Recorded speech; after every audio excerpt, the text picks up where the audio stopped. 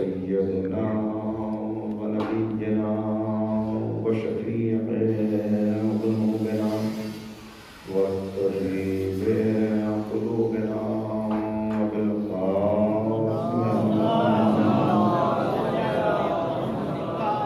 وآله الطيبين الطاهرين المعصومين المظلومين المنتخبين المنتجبين. أما بعد فقد قال الله تبارك وتعالى في كتابه المجيد وفرقانه الرشيد وقوله الحق. بسم الله الرحمن الرحيم. ولا تكونوا كالذين نسوا الله فأنساهم أنفسهم. صدق الله العلي العظيم. صدق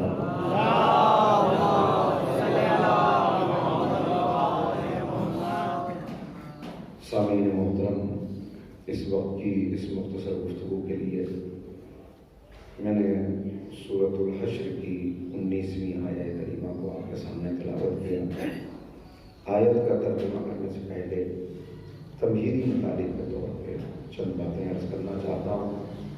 اس سے پہلے بھی یہ بات میں نے عرض کی ہے جو مجھے یاد آتا ہے اسی میرٹھ کی سرزمین پر کہ آج کا یہ دور جس میں ہم زندگی گزار رہے ہیں اور جو چیلنجز ہمارے سامنے ہیں اس میں ایک بہت بڑا چیلنج جو آج کے دور میں ہے وہ ہے اپنے ایمان کو محفوظ رکھنا.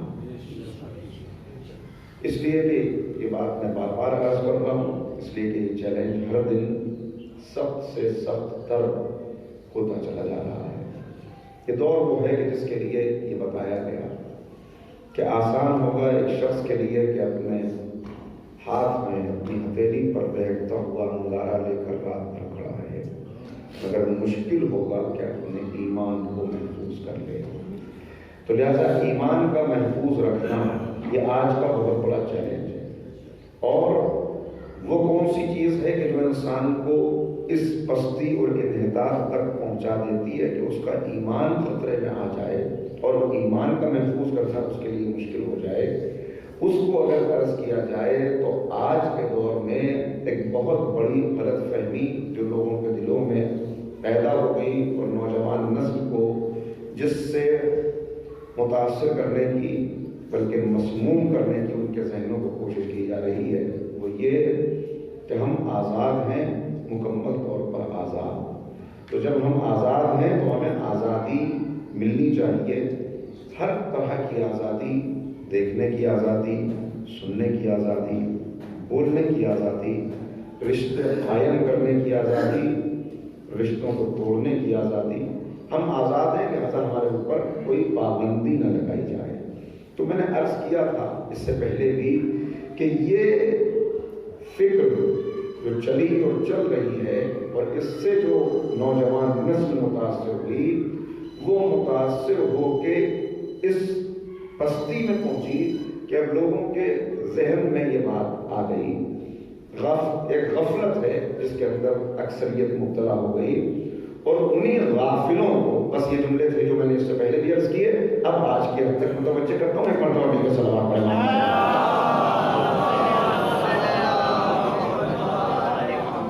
انہیں غافلوں کے لیے قرآن کا یہ پیغام ہے کہ مت ہو جانا ان لوگوں کی طرح. اہل علم تشریف فرما ہے، علماء موجود ہیں. وَلَا تَكُونُوا كَالَّذِينَ نَسُوا اللَّهَ فَأَنسَاهُمْ أَنفُسَهُمْ. مت بننا ان لوگوں کی طرح جنہوں نے اللہ کو بھلا دیا. جب انہوں نے اللہ کو بھلایا تو اللہ نے کیا کیا؟ اللہ نے ان کو انہی سے غافل کر دیا. آپ کا نشہ کبھی نہ کبھی ٹوٹتا ضرور ہے، مگر غفلت کا نشہ اس وقت تک نہیں ٹوٹتا جب تک کمر قبر کی مٹی سے لگ نہ جائے. اور اس وقت نشے کا ٹوٹنا انسان کو کوئی فائدہ نہیں پہنچاتا. ہر دن سورج نکلتا ہے اور پھر آپ دیکھیں سورج کا سفر آگے بڑھتا ہے، وقت ظہر آتا ہے، عصر کا وقت آتا ہے، مغرب کا وقت آتا ہے، سورج غروب ہو جاتا ہے، ہر طرف تاریکی چھا جاتی ہے. یہی انسان کی زندگی کی کہانی بھی ہے. کسی کی زندگی کا سورج ابھی طلوع ہوا ہے، کسی کا ظہر کے وقت تک پہنچ گیا، کسی کا عصر کے وقت تک آ گیا، اور کسی کی زندگی کا سورج غروب ہونے والا ہے. اس سورج کے غروب ہونے سے پہلے اور محشر کی عدالت کا سامنا کرنے سے پہلے، ترازو کا سامنا کرنے سے پہلے، ہم میں سے ہر ایک کے پاس وقت ہے کہ ہم اپنے ضمیر کی عدالت میں خود ایک ترازو قائم کریں اور اپنے آپ سے یہ سوال کریں کہ کیا میرا موجودہ کردار مجھے کامیاب کر سکتا ہے، آخرت میں کامیابی حاصل ہو سکتی ہے. ہر ایک کے لیے موقع ہے، ہر ایک کے لیے موقع ہے. انسان اپنی حقیقت کو سمجھ لے.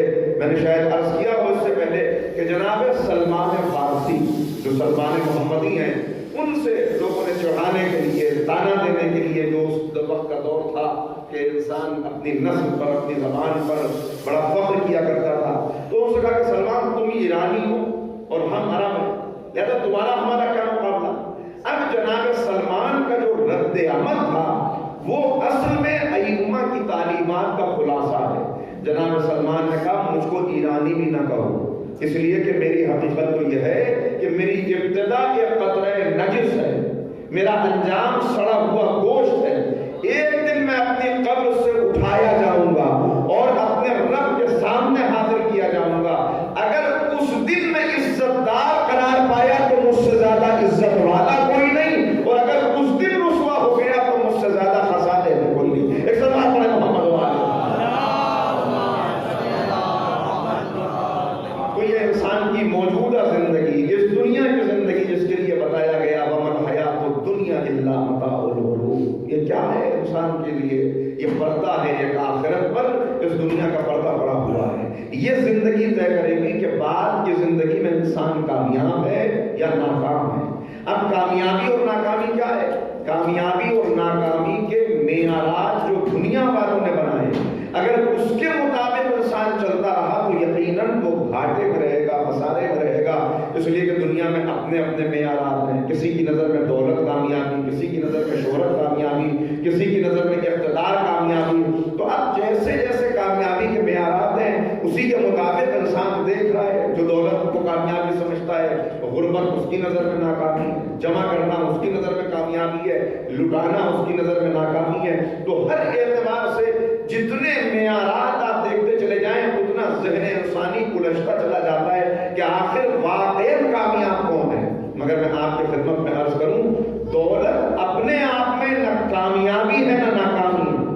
اگر دولت ناکامی ہوتی تو اسلام نے دولت حاصل کرنے پر روک لگا دی ہوتی. خبردار دولت حاصل نہ کرنا. اسلام ترغیب دلاتا ہے، مکان اچھا بناؤ، سواری اچھی رکھو، لباس اچھا پہنو، زندگی اچھی گزارو. بس اتنا خیال رہے کہ تمہارے جسم پہ قیمتی لباس ہو تو تمہارا بھائی برہنہ نہ رہ جائے، تمہارا ہمسایہ بھوکا نہ رہ جائے، تم اچھی غذا کھا رہے ہو. بھائی اتنا خیال رکھنا. تو ناکامی یہ نہیں کہا اسلام نے کہ نہ حاصل کرو، نہیں، بلکہ ایک نعمت بتا دی. بس متوجہ کروں آپ کو کہ وہ نعمت اگر مل گئی تو اس نعمت کے بعد جتنی نعمتیں ملتی چلی جائیں وہ اس انسان کے لیے کامیابی ہے.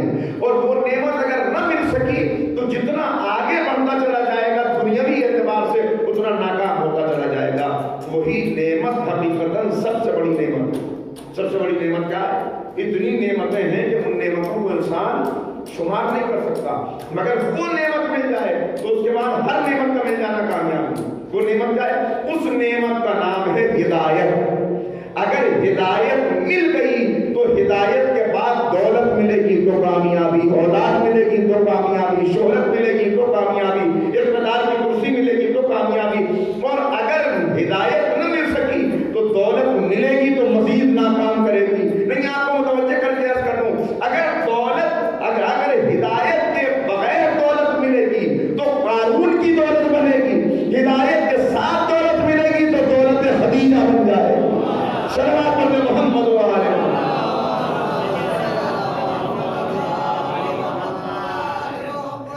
لہذا حقیقی کامیابی یہی ہے کہ انسان کو نعمت ہدایت مل جائے اور اس کے بعد وہ آگے بڑھتا چلا جائے. ہدایت کے بعد جو کچھ اسے ملتا چلا جائے وہ اس کو کامیاب کرتا چلا جائے گا. بس یہ ذہن میں رہے. کب غافل ہو جاتا ہے، کب وہ مرحلہ آتا ہے کہ قرآن کہہ رہا ہے کہ تعاون سے غافل ہونے کا مطلب کیا ہے؟ میں نے اس سے پہلے بھی یہ مثال دی ہے، چھوٹے بھائیوں کو بات پہنچانے کے لیے اس مثال کو دہرا ہوں، جن لوگوں نے سنی ہوگی ان سے معذرت کے ساتھ، کہ کیا ہے اصل میں غفلت کا مطلب کیا غافل ہو جانے کا مطلب یہ کہ انسان ہوش و حواس میں نہیں، اسے اپنی خبر نہیں، اس کو پتہ نہیں ہے کہ میں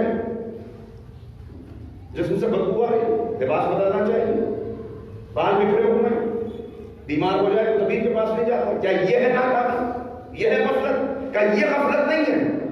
بلکہ غفلت کا مطلب یہ ہے کہ اس کی تمام تر توجہات کا مرکز اس کا جسم بن کے رہ جائے، اور ظاہری شخصیت کے لیے تو مسلسل کوشش کرے، مگر اندر کی شخصیت جو اس کی حقیقی شخصیت ہے اس کو فراموش کر دے۔ جسم کے لیے دوڑ دھوپ کرے، جسم کے لیے محنت کرے، مگر خیال نہ رہے کہ اس جسم کے اندر ایک اور شخصیت ہے، وہی میری حقیقی شخصیت ہے۔ میں نے مثال دی ہے کہ جیسے ایک شیشی کے اندر عطر ہے، تو شیشی اس وقت تک قیمتی ہے جب تک اس کے اندر عطر موجود ہے، اگر ایک قطرہ بھی باقی ہے تو شیشی سنبھال کے رکھی جائے گی، ادھر عطر ختم ہو گیا ادھر شیشی بیکار ہو گئی۔ بالکل اسی طرح اس جسم کے اندر ایک حقیقی شخصیت ہے جس کا نام روح ہے، اگر روحانی اعتبار سے کامیاب ہو گیا تو کامیاب ہوتا چلا جائے گا۔ صلوات پڑھتے محمد۔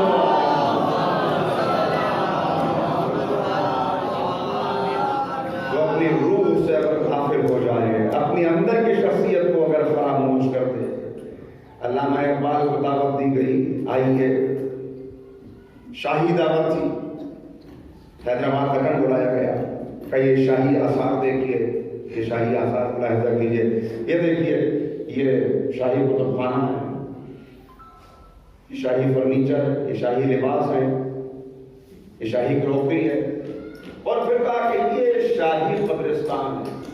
بس اقبال وہیں پر ٹھہر گئے، شہر خاموشاں کو دیکھا، یہ وہی لوگ ہیں جو یہاں لیٹے جن کے لباس وہاں ڈگے ہوئے ہیں، جن کے تاج آج بھی ان کے اندر لگے ہوئے ہیرے ان کو قیمتی بنا رہے ہیں، یہ آج یہاں لیٹے ہیں، قبر کا کتبہ گرا ہوا ہے، کہیں گڑا ہے، کہیں خاموشی سناٹا۔ بس ایک مرتبہ جب اقبال واپس آئے، اقبال نے ایک نظم کہی جس کا عنوان ہے گورستان شاہی، گورستان شاہی۔ اس میں اقبال نے بتایا کہ انسان اتنی دوڑ دھوپ کر رہا ہے، اتنی بھاگ دوڑ کر رہا ہے، لیکن اگر اندر کی شخصیت سے غافل ہو جائے تو ناکامی ہی ناکامی ہے۔ کیا ہے انسان کی زندگی؟ تو آپ نظم پڑھیے گا، میں نے آپ کو صرف عنوان اس کا سنا دیا، 4 تشبیہات اس میں علامہ اقبال نے دی۔ اور اقبال کون ہے؟ جو خود غفلت میں مبتلا رہ جاتے۔ اقبال کو غفلت سے کس چیز نے چونکایا؟ میں نوجوانوں کے لیے بات کر رہا ہوں تاکہ ان کے ذہن میں رہے۔ اقبال کسی مدرسے میں نہیں گئے، اقبال یونیورسٹی کے پڑھے ہوئے، اقبال باہری ممالک میں جا کے فلسفے کے اندر پی ایچ ڈی کی، لیکن اقبال کی فکر اور اقبال کا فلسفہ اور اس منزل کے اوپر ہے کہ آج ہمارے مراجع کرام بھی اقبال کا ریفرنس دیتے ہیں، اس کے فلسفے کو، اس کے اشعار کو کوٹ کرتے ہیں۔ ابھی آپ تاریخ آج کل کی بھی ملاحظہ کر لیں تو آپ کو نظر آئے گا اقبال لاہوری، اقبال یہ اس منزل تک اقبال کیسے پہنچ گئے؟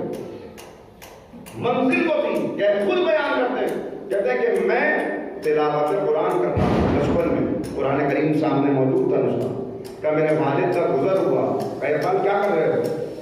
کہ قرآن پڑھ رہا ہوں، کہ والد نے کچھ نہیں کہا، چلے گئے وہاں سے۔ اگلے دن پھر کہ میں اسی جگہ پہ بیٹھا ہوا تلاوت کر رہا تھا، پھر والد آئے، اقبال کیا کر رہے ہو؟ کہ قرآن پڑھ رہا ہوں۔ تیسرے دن پھر یہی واقعہ ہوا تو کہتے ہیں اب میں سمجھ گیا، میں نے قرآن کو بند کیا، بوسہ دیا، کہ والد محترم ذرا رک جائیے، آپ دیکھ تو رہے ہیں میں تلاوت قرآن کر رہا ہوں، مگر پھر بھی روز ایک ہی سوال کرتے ہیں کہ جب تک تم صحیح جواب نہیں دو گے میں یہی سوال کرتا رہوں گا۔ کیا مطلب؟ کہ میں تمہیں اخبار پڑھتے ہوئے دیکھتا ہوں، جب تم اخبار پڑھتے ہو تو ہر خبر کا اثر تمہارے چہرے پر نظر آتا ہے۔ یہ کیسی تلاوت قرآن کر رہے ہو کہ چہرے کے اوپر اثر ہی نہیں ہے؟ کہ قرآن کی تلاوت صرف کرنی نہیں، بلکہ جب تلاوت قرآن کرو تو محسوس ہو ہر آیت تم سے گفتگو کر رہی ہے، تمہیں کوئی پیغام دے رہی ہے۔ جب جنت کا ذکر آئے تو محسوس ہو تمہیں جنت میں داخل کیا جا رہا ہے، جب جہنم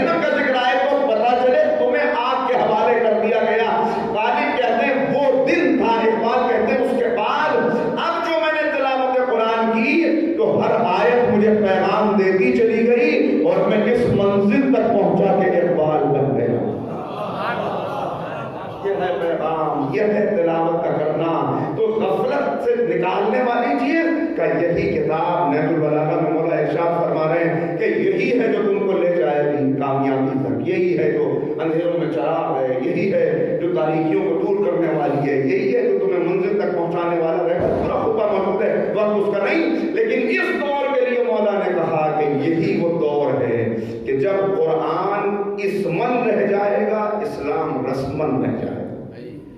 قرآن اسمن رہ جائے, اسلام رسمن رہ جائے تو پھر کیسا انتخاب ہوگا, کیسا. تو بات کو نامکمل نہ رہ جائے جو میں عرض کر رہا تھا کہ اقبال بلایا گیا, اقبال کو اقبال نے دیکھا, اس کے بعد اقبال نے جو نظم کہی, 4 تشبیہات دی انسان کی زندگی کو. کیا ہے انسان کی زندگی؟ انسان کی زندگی کیا ہے؟ کہ انسان کی زندگی جیسے شاخ پہ کھلا ہوا پھول. جب یہ کھلا ہے تو کتنا خوش رنگ ہے, کتنا جاذب ہے, ہر ایک اس کی طرف متوجہ ہوتا ہے. مگر پھر وقت گزرتا ہے, آہستہ آہستہ اس کا رنگ بھی کم ہوتا ہے, اس کی خوشبو کم ہوتی ہے, اس کی پنکھڑیاں الگ الگ ہوتی ہیں, اور پھر جس زمین سے پیدا ہوا اسی زمین کے اندر فنا ہو جاتا ہے, ختم ہو جاتا ہے. کہ دوسری تشبیہ جو اقبال نے دی کیا ہے انسان کی زندگی کا, جیسے شاخ میں بیٹھا ہوا پرندہ ابھی بیٹھا ہے, اس کی خوشحالیاں, اس کا حسن کہ لوگوں کو متوجہ کر رہا ہے. ارے کتنا اچھا, اس کی آواز کتنی اچھی ہے, اس پرندے کو تو دیکھو کتنا خوبصورت ہے. اور اب جب دوبارہ نظر گئی شاخ خالی ہے. کہ یہی انسان کی زندگی ہے. لوگ کہتے ہیں ابھی تھوڑی دیر پہلے تو ہم سے ملے تھے, رات تو ہم سے باتیں کر رہے تھے, ایسا تو لگ نہیں رہا تھا کہ انتقال ہو جائے گا, یہ ہوا, یہ کیا ہو گیا. اور اسی ماں کے بعد لوگ کہہ دیتے ہیں ابھی تو مرنے کا وقت نہیں تھا. ابھی تو معصومین نے منع کیا, میں بار بار یہ پیغام دیتا ہوں, منع کیا معصومین نے کہ یہ نہ کہو کہ اس کے مرنے کا وقت نہیں تھا, اس سے پہلے چلا گیا. اس لیے کہ مرنا اور جینا یہ تمہارے اختیار میں نہیں ہے, اللہ کے فیصلے پر اعتراض کرنے کا حق تمہیں نہیں پہنچتا.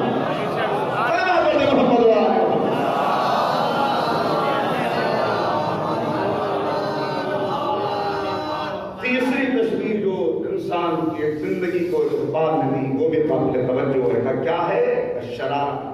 شرارہ بچوں کے لیے عرض کروں, شرارہ یہ تندور کے اندر روٹیاں پک رہی ہیں, اس کے بعد دھواں اٹھنے لگا, گزرا لکڑیوں کو ہلایا گیا, اب وہ کچھ جگنوں کی طرح سے چنگاریاں اٹھی, جلی اور بجھ گئی. کہیں اس کو شرارہ کہتے ہیں, جو ایک دم سے جل کے بجھ جائے. شرارہ کو جو ایک دم بس چمکے اور ختم ہو جائے گا. بس یہی انسان کی زندگی, ادھر چمکا ادھر ختم ہو گیا. اور جو چوتھی تشبیہ وہ بہت اہم ہے, یعنی ہر تشبیہ ہے لیکن اس اعتبار سے اہم کہ آج ہمارا ملک جن حالات سے گزر رہا ہے, ملت اسلامیہ جن حالات سے گزر رہی ہے, عالمگیر سطح پر مسلمانوں پہ جو کچھ بیت رہا ہے, اگر اس کے اعتبار سے اس تشبیہ کو دیکھیں تو بڑا سکون حاصل ہوتا ہے. کہتے ہیں کیا ہے انسان کی زندگی کا, جیسے سمندر میں آئی ہوئی ایک موج. جب یہ موج آتی ہے اور یہ موج اٹھتی ہے تو اتنی بلند ہوتی ہے کہ محسوس ہوتا ہے آج سب کچھ بہا کے لے جائے گی, پورا شہر غرق ہو جائے گا, کچھ بھی باقی نہیں رہے گا. مگر کچھ دیر کے بعد دیکھو تو اب وہ موج کہیں نظر نہیں آتی. اب دوسری موج تو ہو سکتی ہے مگر وہ موج نہیں ہو سکتی. یہی اس دنیا میں ہر ظالم حکومت کا انجام ہے کہ جب ظالم کرسی اقتدار پر آتا ہے تو اپنے مخالفین کو ڈراتا اور دھمکاتا اسی طرح ہے کہ تم کو باقی نہیں رہنے دیں گے. اور لوگ ایسے سہم جاتے ہیں کہ آج سارا شہر ڈوب جائے گا, مگر جب یہ پلٹتا ہے تو تاریخ میں فرعون اور نمرود کا نام رہ جاتا ہے, کہیں ان کا نشان بھی باقی نہیں. ہر ظالم آئے گا چلا جائے گا. تو اندر کی شخصیت کو اگر فراموش کر دیا, ایک بات سے پوچھا گیا یا آپ کا فلسفہ خودی, یہ خودی کا فلسفہ آپ نے کہاں سے لیا کہ بار بار پیغام دیا. اور دیکھیں اسی پیغام کا نتیجہ تھا. بات آگے کورس کر دوں, ارباب فہم دانش موجود ہیں, وقت بھی محدود ہو رہا ہے, بس ایک مرتبہ صلوات پڑھ لیں محمد والے.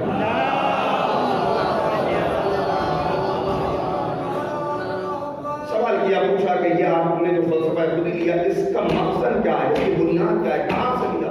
اب پوچھنے والا سوچتا ہے کہ نہ جانے کس فلسفی کا نام لیں گے, کہاں سے بات آئے گی کہ میں نے یہ فلسفہ لیا. ظاہر ہے کہ پورا زندگی اقبال کی گزر گئی. اور آپ اگر دیکھیں کتنے شعراء آج تک گزر گئے. اقبال وہ شاعر ہیں کہ جن کے اوپر آج تک 1500 کتابیں لکھی جا چکی ہیں, جن میں 500 کتابیں وہ ہیں جو اردو زبان کے علاوہ دوسری زبان بولنے والوں نے لکھی ہے، جبکہ اہل ادب موجود ہیں غالب کے مقابلے میں اقبال، شعری اعتبار سے، فنی اعتبار سے میر تقی میر کے مقابلے میں اقبال، ان کی کوئی حیثیت نہیں، لیکن میر تقی میر پر 300 کتابیں، غالب پر 500 کتابیں، انیس پر 150 کے قریب کتابیں. تو پھر اتنے بڑے بڑے شعراء گزر گئے جو فنی اعتبار سے بہت زیادہ اقبال سے لکھی ہے، جن کا پایہ بلند ہے، پھر یہ اقبال پر اتنا کلام کیوں، اتنی گفتگو کیوں کہ اپنے بھی گفتگو کر رہے ہیں، غیر بھی کر رہے ہیں، اردو بولنے والے بھی، نہ اردو بولنے والے بھی، سب اقبال پر بات کر رہے ہیں. وجہ اس کی یہی ہے کہ اقبال نے اپنی زندگی کا مقصد قرآن اور اہل بیت کے پیغام کو آگے بڑھانا بنا لیا. امت کی بیداری، قرآن کا پیغام پہنچ جائے. خود کہا بھی انہوں نے کہ میرے کلام کو فن کے ترازو پہ نہ تولو، اس لیے کہ یہ کوئی فنی شہپارہ نہیں ہے، یہ تو ایک آواز ہے جیسے سور اسرافیل لوگوں کو جگانے کے لیے ہے، اسی طرح یہ سور اسرافیل ہے کہ لوگ بیدار ہو جائیں. لہذا جب پوچھا کہ کہاں سے یہ فلسفہ لیا تو کہا یہ قرآن کریم لے گیا، قرآن لایا گیا اور کھول کے یہی آیت سامنے رکھ دی جو میں نے آپ کی خدمت میں تلاوت کی. کہا یہ قرآن کی آیت، یہی میرے سارے فلسفہ خودی کی بنیاد ہے کہ جس میں اللہ کہہ رہا ہے کہ جو ہم سے غافل ہوا ہم نے اس کو اسی سے غافل کر دیا. اب غافل ہونے کا مطلب کیا؟ زندگی گزار رہا ہے اور اسی دنیا کی زندگی کو سب کچھ سمجھ رہا ہے. کیا ہے؟ کہ یہی زندگی. اب اس کے سامنے نہ تصور آخرت ہے، نہ سوال و جواب ہے، نہ قبر ہے. جب زندگی اس کے بعد کی ہے ہی نہیں اس کے سامنے، صرف جسم ہے اور کوئی حقیقت کو سمجھتا نہیں، تو اب کوئی انسان کیوں قربانی دے؟ کوئی انسان کیوں اپنے بھائی کا حق نہ مارے؟ کوئی انسان کیوں حرام و حلال کا لحاظ کرے جب اس کو یہ پتہ ہی نہیں کہ کوئی آخرت بھی ہے، کسی کے سامنے حاضر بھی ہونا ہے؟ تو اب اس کے لیے تو عقل مندی یہی ہے کہ جتنا دم جمع کیا جا سکے بائی ہوک اور بائی گروپ جمع کرتے چلے جاؤ، جتنا آگے بڑھنا ہو لوگوں کے کو گرا کے آگے بڑھو. بھائی یہی فرق ہے دنیا کی کامیابی میں اور اسلام کی کامیابی کے نظریے میں کہ دنیا والے لوگوں کو گرا کے آگے بڑھنے کو کامیابی کہتے ہیں، اسلام لوگوں کو سہارا دے کے آگے بڑھنے کو کامیابی کہتا ہے. جتنا لوگوں کو سہارا دے کے آگے بڑھتے چلے جائیں گے، کامیابی ملتی چلی جائے گی، آپ آگے ہوتے چلے جائیں گے. تو آپ لاکھ کہتے ہیں اندر کی شخصیت. اب اندر کی شخصیت دیکھیے ہر ایک میں ہم میں سے کوئی نہ کوئی لباس پہنا ہوگا. میں نے شیروانی پہنی ہے، آپ نے کرتا پہنا ہے، کسی اور نے کوئی اور لباس پہنا ہے. یہ لباس، اس لباس کی قیمت آپ کی وجہ سے قیمت ہے. مگر اگر انسان لباس پر ہی نظر رکھے اور یہ بھول جائے کہ اس کے سامنے کون ہے تو یہی سب سے بڑا فریب ہے. بس بالکل اسی طرح انسان کی روح کے لیے یہ جسم لباس ہے. کسی کو کالے رنگ کا لباس دیا گیا، کسی کو گورے رنگ کا لباس دیا گیا، کسی کو مرد کا لباس دیا گیا، کسی کو عورت کا لباس دیا گیا، کسی کو عرب دیا گیا، کسی کو عجم دیا گیا. ہر ایک کو یہ عرب عجم ہونا، یہ گورا کالا ہونا، یہ مرد عورت ہونا، یہ فرق نہیں ہے. اصل اندر کی شخصیت سب کی ایک ہے. میں نے مثال دی ہے کہ ایک اسٹیج کے اوپر ایک شو چل رہا ہے، ایک بادشاہ سلامت ہے، ایک وزیر اعظم ہے، ایک سپاہی ہے، کچھ اور خادم ہیں جو کھڑے ہوئے ہیں. پردہ گر گیا، اس کے بعد آپ سے ملاقات ہوئی، آپ نے کہا بادشاہ سلامت، السلام علیکم، وزیر اعظم آپ کا. میں نے کہا بھائی کیسی بات کر رہے ہیں، میں بادشاہ میں تو آپ ہی طرح کا آدمی ہوں. وہ تو مجھے لباس دیا گیا تو میں اپنا کردار تھا جو ادا کر رہا تھا. بس بالکل اسی طرح ہر ایک کو ایک کردار دیا گیا ہے جو وہ ادا کر رہا ہے. اسی کردار کے ساتھ ذمہ داری ہے. نہ امیر ہونا فضیلت ہے، نہ غریب ہونا انسان کے لیے قابل توہین ہے. سب اصل مسئلہ ہے جو کردار دیا ہے اس کو صحیح طریقے سے ادا کرو. دونوں کا امتحان ہے. کسی کو دولت دے کر امتحان لیا گیا، کسی سے دولت لے کر امتحان دیا گیا، اور دولت والے کا امتحان یہ سخت امتحان ہے. جناب ابو ذر غفاری کا قول موجود ہے، کہنے لگے کہ ہم بغیر وجہ، بعض لوگ بغیر وجہ دولت مندوں سے حسد کرتے ہیں. آپس کی گفتگو ہو رہی ہے، اس گفتگو میں کہتے لگے بعض لوگ بغیر وجہ دولت مندوں سے حسد کرتے ہیں. ان کے پاس سینکڑوں لباس صحیح، مگر پہنیں گے تو یہ بھی ویسے ہی جیسے ہم پہنتے ہیں. کتنے ایسے لباس جو ٹنگے رہ جاتے ہیں, پہننے کی نوبت بھی نہیں جاتی. کہیں ان کے پاس لاکھ غذاؤں کا انبار صحیح, مگر عام طور پر ایک غریب زیادہ اچھا کھا لیتا ہے, امیر کے ساتھ تو سینکڑوں بیماریاں لگی ہوئی ہیں, اتنا کھا نہیں پاتا. کہاں ہم بغیر وجہ کے ان سے حسد کرتے ہیں, جبکہ زندگی یہ ہم ہماری ہی طرح گزارتے ہیں. زندگی گزارتے ہیں غریبوں جیسی, حساب دینا پڑے گا امیروں جیسا, حساب امیروں جیسا دینا پڑے گا. بتاؤ اتنی دولت دی تھی کام. اور یہ ایسا, یہ صرف دنیا کے رشتے اس سے متاثر نہیں ہوتے. وہ کیسے متاثر ہوتے ہیں, میں آپ کو کیا آپ کے خدمت کروں. عظمت والدین پر ایک جگہ گفتگو تھی, بیگم کی مجلس کی, انہوں نے عنوان دیا تھا کہ آپ عظمت والدین میں پڑھی تھا. میں نے پڑھا تو بعد میں ایک صاحب آئے, آنے کے بعد بات چیت کرنے لگے. بات چیت کے دوران کہنے لگے کہ مولانا بتائیے کیسے اپنے والدین کا میں حق ادا کروں, اور میں کس طرح حق ادا کروں جبکہ میری ماں جس کی کوکھ سے میں پیدا ہوا ہوں اس کی میں خدمت کرنا چاہتا ہوں, اس کو میں, مگر ایک میرا بھائی دولت مند ہے, ایک میں ہوں جو غریب ہوں. میری ماں ہی ہم دونوں میں فرق کرتی ہے, اس نے کبھی ہم کو برابر نہیں سمجھا. تو جب دولت کی بنیاد پر ماں اولاد میں فرق کرنے لگے, ماں جس کی محبت سب سے زیادہ پاکیزہ محبت ہے, اگر دنیا میں کوئی خالص محبت ہے تو وہ ماں کی محبت ہے. اس لیے کہ ہر محبت کے, دیکھیے کچھ یہ میں بات بس اس پہ بات تمام کر دوں اگر وقت نہ رہا تو, لیکن اس سے پہلے ایک ناز کر دوں. تو یہ انسانوں کے رشتے متاثر ہوتے ہیں دولت کی وجہ سے, اس لیے کہ حقیقت اگر میں میری اندر کی شخصیت آپ کے اندر کی شخصیت کو دیکھ رہی ہے تو پھر اندر کی شخصیت کے لیے جو چیزیں اہم ہیں وہی اہم ہوں گی. اگر میں اپنی حقیقت کو جانتا ہوں اور آپ کی حقیقت کو بھی جانتا ہوں اور ہم پھر ایک دوسرے کو دیکھ رہے ہیں تو پھر آپ کا اخلاق اہم ہوگا, آپ کا کردار اہم ہوگا, آپ کی سچائی اہم ہوگی, آپ کا کیا خوبیاں ہیں انسانی جو آپ کے اندر پائی جاتی ہیں وہ اہم ہوں گی. اور جب اندر کی شخصیت کو فراموش کر دیا گیا تو آپ کا قیمتی لباس میری نظر میں اہم ہوگا, موبائل اہم ہوگا, کار اہم ہوگی, گاڑی کا ماڈل کون سا ہے. بس یہی آج دنیا کا سارا جھگڑا ہے کہ ہر ظاہر کو دیکھ رہا ہے, باطن نے باطن کو دیکھنا ختم کر دیا. جب ظاہر کو دیکھے تو پھر یہی ہوتا ہے جو دنیا کے اندر ہو رہا ہے, یہ فتنہ و فساد ہے, یہ تفریق ہے, یہ بغض و حسد ہے, یہ تصادم ہے. تو بس اس میں بندوں کے تعلقات بھی متاثر ہوتے ہیں, بندوں کے نہیں ہوتے. پھر اللہ کہتا ہے کہ اللہ اور بندے کے تعلقات بھی متاثر ہوتے ہیں. سورۃ الفجر کا جب ہم اپنے بندے کو دولت دے دیتے ہیں, نعمتوں سے نواز دیتے ہیں تو کہتا ہے ربی اکرمن, میرے اللہ نے میری تکریم کی, مجھے عزت دی. اور جب ذرا سا ہم تنگی رزق میں مبتلا کر دیتے ہیں تو کہتا ہے ربی اہانن, میرے اللہ نے میری توہین کر دی. یعنی اللہ اور بندے کے تعلقات بھی متاثر ہو رہے ہیں. کیوں؟ اس لیے کہ اس نے دولت ہی کو سب سے بڑی نعمت سمجھ لیا ہے, اس نے دولت ہی کو کامیابی سمجھ لیا ہے. بس تو متاثر ہو رہے ہیں. ورنہ وہ کہتا ہے ہم تو دے کے امتحان لے رہے ہیں, دے کے امتحان لے رہے ہیں. غریب کا امتحان بظاہر آسان ہے, امیر کا امتحان سخت ہے. اس لیے کہ اس سے سوال ہوگا تم کو دیا تھا, یہ تو بالکل ایسا ہے کہ مل رہا ہے. مل کیوں رہا ہے؟ مل اس لیے رہا ہے کہ تمہارے رزق میں اوروں کا حصہ بھی قرار دیا. جارج جرداف کو میں پڑھ رہا تھا تو اس نے لکھا, یہ اس کے بارے میں آپ پڑھیں, جس نے مولا کائنات کی شان میں بہت سی کتابیں لکھی ہیں, بہت مشہور صوت العدالت الانسانی ہے جس کا ہر زبان میں دنیا کی ترجمہ ہوا. وہ یہ بیان کرتا ہے کہ اچھا اس کے بارے میں تھوڑا سا بتا دوں, 2-3 جملے آپ کی خدمت میں. ایک بڑا سوال کرتا ہوں.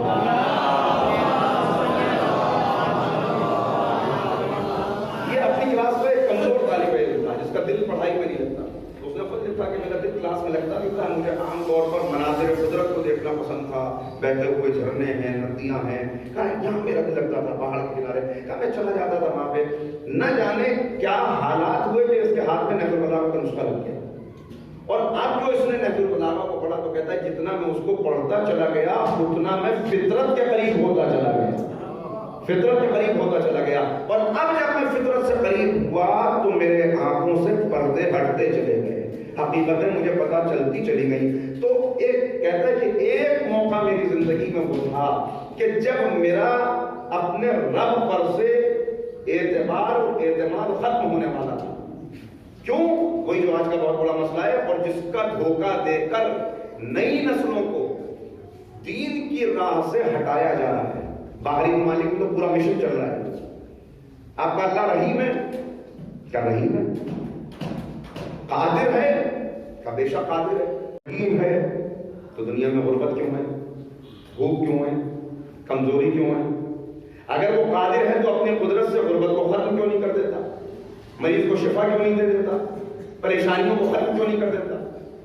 लिहाजा या तो वो कादिर नहीं है, या नऊजुबिल्लाह वो कादिर अगर है तो दूसरी सूरत यह कि वो रहीम नहीं है, वरना तो कैसे बर्दाश्त। ये वो धोखा है कि जिसमें बड़े अच्छे समझदार लोग, मैं आपको रेफरेंस देने का मौका नहीं है, यानी आपको यकीन नहीं आएगा कि बड़े दीदार हलकों से ताल्लुक रखने वाले बुजुर्गों की औलादें और नौजवान सिर्फ इसी एक बात की वजह से बहक कर शीयत के दायरे से निकल गए, इस्लाम के दायरे से निकल गए।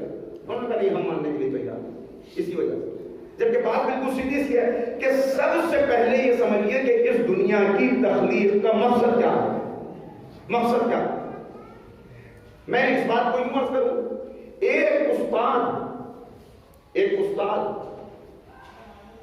उसके हाथ में कलम है, उसको इख्तियार है कि जितने नंबर चाहे जिस तालिब इल्म को दे दे, और हर उस्ताद अपने तालिब इल्मों से मोहब्बत भी करता है और उसके हाथ में इख्तियार भी है। तो फिर इम्तिहान क्यों लेता है?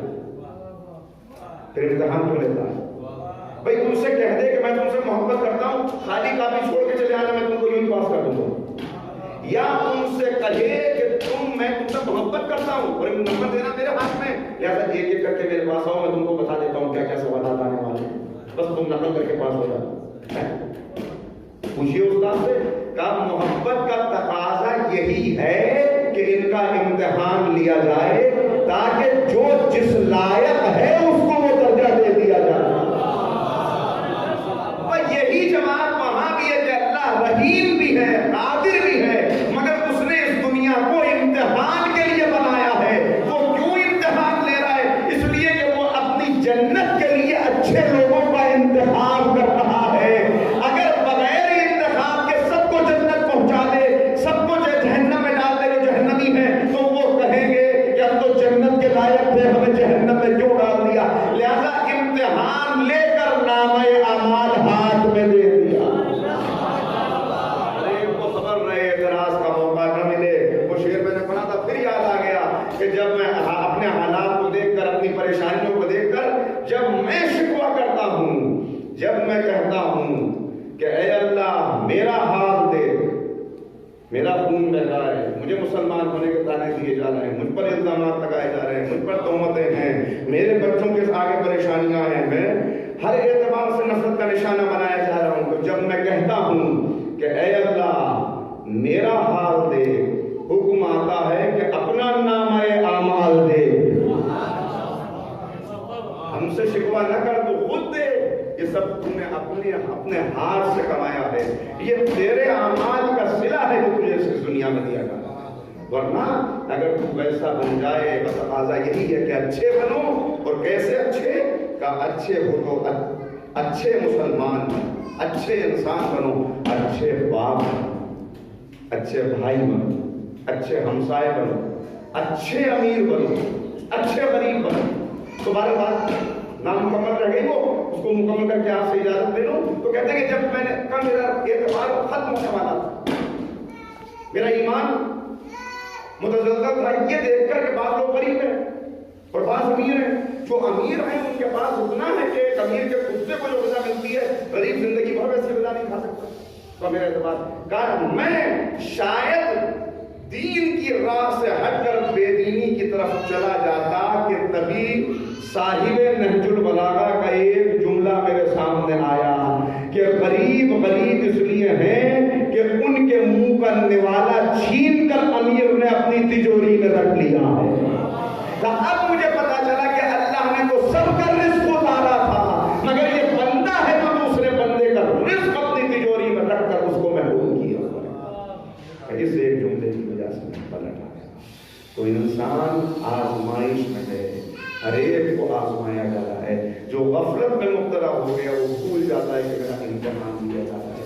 جب بھول جاتا ہے تو اب دنیاوی معیارات غالب آتے ہیں، جیسے سب چل رہے ہیں ویسے ہی ہمیں بھی چلنا ہے، ان سے آگے نکلنا ہے، ان سے آگے نکلنا ہے، وہاں پہنچنا ہے، یہاں پہنچنا ہے۔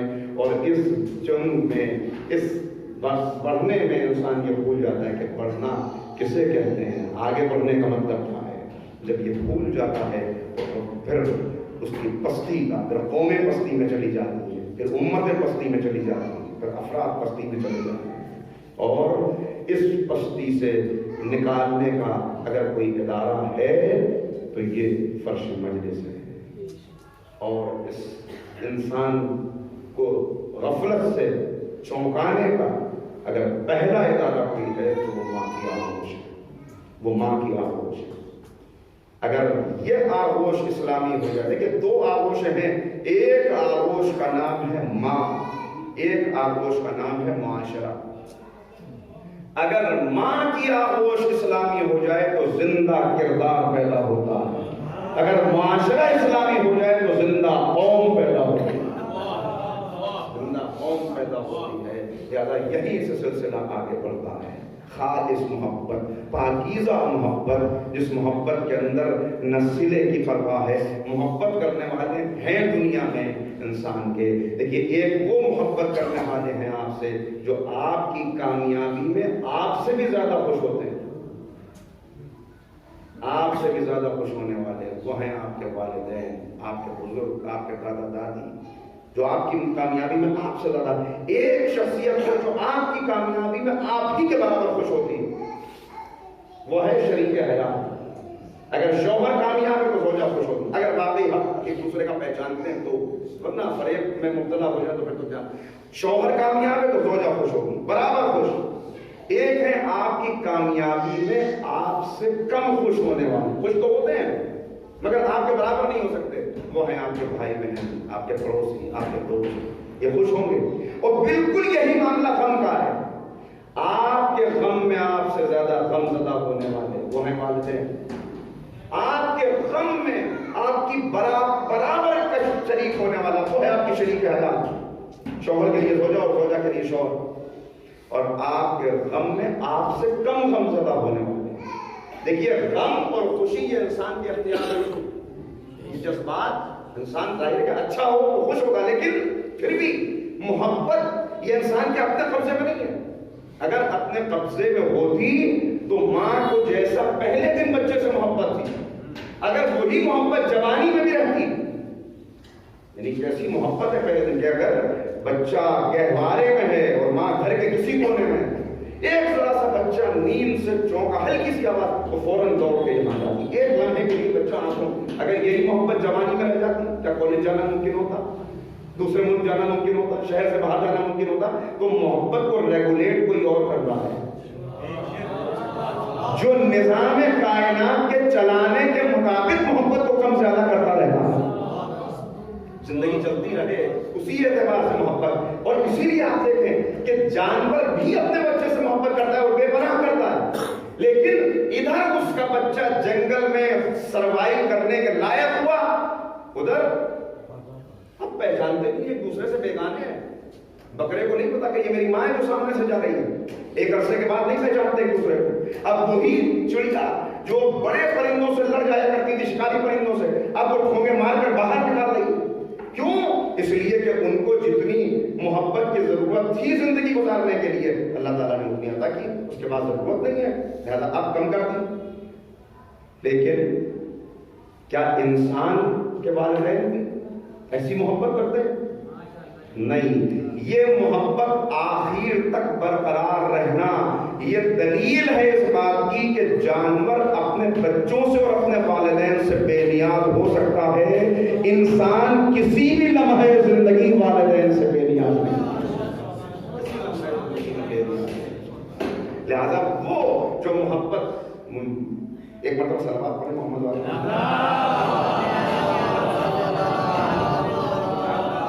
بس ختم ہو گیا, 3 منٹ 4 منٹ میں مجلس ختم ہو رہی ہے.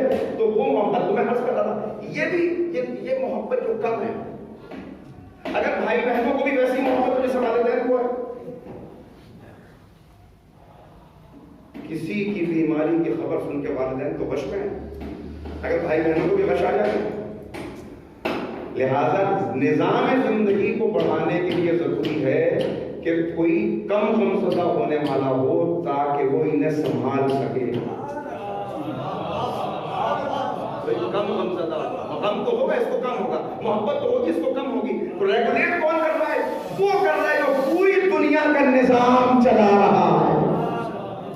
اب ماں کے دل میں محبت کا پیدا ہو, جیسی محبت ہے ماں کی, وقت نہیں بچا, پھر کسی موقع پر عرض کروں گا, اس وقت چھوڑ رہا ہوں. لیکن ایک اشارہ کرتے ہوئے, چائنا میں بہت بڑا زلزلہ آیا تھا, اس زلزلے میں سینکڑوں افراد ہلاک ہو گئے. اس میں ایک عمارت کے ملبے سے ایک ماں کو نکالا گیا جس کی آغوش میں شیرخوار بچہ ہے. اتفاقاً دونوں زندہ تھے مگر بچ میں تھے. علاج کیا گیا, صحت و حاصل ہو گئی دونوں. اس وقت بھائی واقعہ چھپا تو واقعی عجیب محبت ہے کیا تو. اس وقت ڈاکٹرز نے محسوس کیا کہ ملبے کے گرنے سے اس کے جسم پر ماں کے جو نشانات ہیں وہ تو اپنی جگہ پر ہیں, مگر اس کی انگلیوں کے اوپر, ہر انگلی کے اوپر نشان ہے کہ جیسے انگلی کو کسی نے کاٹ دیا ہو. تو یہ سمجھ میں نہیں آیا کہ یہ ساری انگلیوں کے اوپر یہ نشانات کیسے ہیں. جب وہ ذرا بات کرنے کے لائق ہوئی تو ان سے پوچھا گیا کہ یہ انگلیوں پر نشان کیسے ہیں. کہا جب میں ملبے میں دبی ہوئی تھی میرا بچہ بھوک سے روتا, کہ جب بچہ بھوک سے رویا جب تک ممکن تھا میں اس کو دودھ پلاتی رہی مگر پھر دودھ خشک ہو گیا.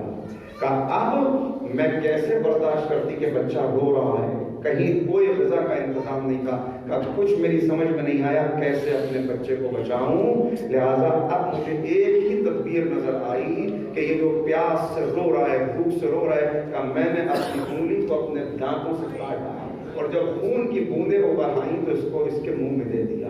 کہ بچے نے چند قطرے چوسے. کہ اسی طرح میں ایک ایک انگلی کو کاٹتی رہی جہاں تک کہ مجھ پر وشی طاری ہو گئی. یہ ہے ماں کی محبت. ایسی محبت کوئی نہیں کر سکتا, کوئی نہیں کر سکتا. اور بس انسانیت کے لیے انتہائی پستی کا دور ہے کہ جب ماؤں کے دلوں سے ممتا خشک ہو جائے.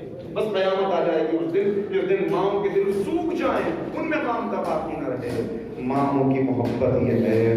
اور اگر ماں فاطمہ جیسی ہو اور اولاد حسن و حسین جیسی ہو تو کوئی دنیا میں محبت کا اندازہ لگا سکتا ہے. ابھی مجھے اللہ صبر عطا کرے بیٹوں کو. ابھی مجھے فضل اکبر بتا رہے تھے کہ ہماری ماں نے ماں اور باپ دونوں بن کے ہمیں پالا. ہماری ماں نے ہمارے لیے کا وہ ملازمت کرتی تھی مگر کبھی انہوں نے ایک ٹیچر تھی, تعلیم کا نشر و اشاعت کرنا یہ ان کا مقصد زندگی تھا. کہ بس ایک ہی مقصد تھا کہ میں اپنے بچوں کو تعلیم کے زیور سے آراستہ کر دوں. خدا غریب رحمت کرے اس خاتون کو کہ جو معصومین کی تعلیمات پہ عمل کرتی رہی کہ علم کو پھیلاؤ, سیکھو اور علم کو سکھاؤ, اور صبر عطا کرے ان بچوں کو, ان پسماندگان کو. بس اتنا عرض کروں گا کہ ہاں ماں کی محبت, مگر ماں کی محبت کی اگر معراج دیکھنی ہے تو خاندان اہل بیت میں نظر آئے گی. جہاں ایک ماں فاطمہ, نہیں وقت نہیں ہے کہ میں بات کو آگے بڑھاؤں, بس اتنا عرض کر دوں کہ دل چاہتا ہے ایک اور ماں کا ذکر کروں. فاطمہ تو معصومہ ہے نا, تو بڑی آسانی سے آدمی کہہ دیتا ہے کہ ان کا درجہ تو بہت بلند, وہ معصوم ہے. مگر آئیے کربلا کی ایک ماں ہے جو شب عاشور گہوارہ ہلاتی جا رہی ہے اور روتی جا رہی ہے. مولا داخل ہوئے, دیکھا, کہا رباب کیا ہوا؟ کہ مولا میرے بچے نے انتقال کیا. کہ رباب تمہیں کیسے پتا چلا؟ کہ جب بھی میں آواز دیتی تھی اصغر اصغر تو میرا بچہ باوجود اس کے کہ غشی کے عالم میں ہے مگر کبھی آنکھیں کھولتا تھا, کبھی اپنا چہرہ پھیلاتا تھا. مگر اب میں پکارے جا رہی ہوں, بچے کے جسم میں کوئی حرکت نہیں ہے. کہ رباب غم نہ کرو, تمہارا اصغر تو کل اکبر کے برابر ہونے والا.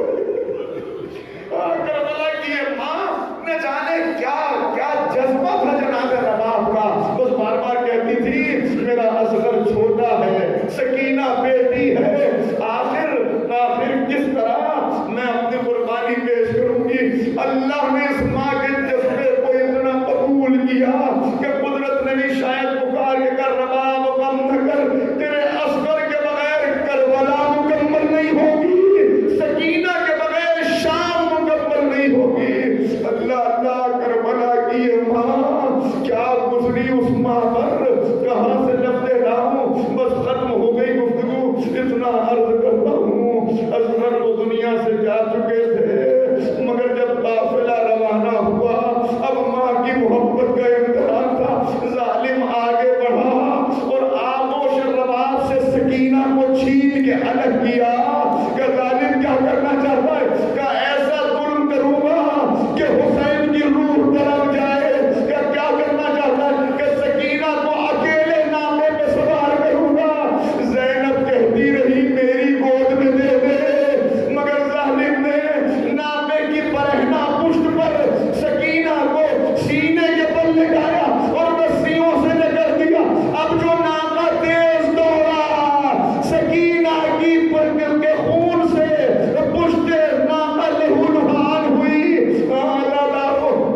آخری فقرے میں اتنا عرض کروں، کربلا میں دو شہید ایسے تھے کہ جو بار بار پکارتے تھے چچا چچا چچا، جانتے کون؟ ایک تو قاسم کہ جب جسم پہ گھوڑوں کی دابیں پڑی کہا چچا مدد چچا مدد، اور ایک سکینہ جب بھی کوئی تماچا پڑا آواز دیے چچا واپس آ جائیے، چچا اب میں شکوہ نہ کروں۔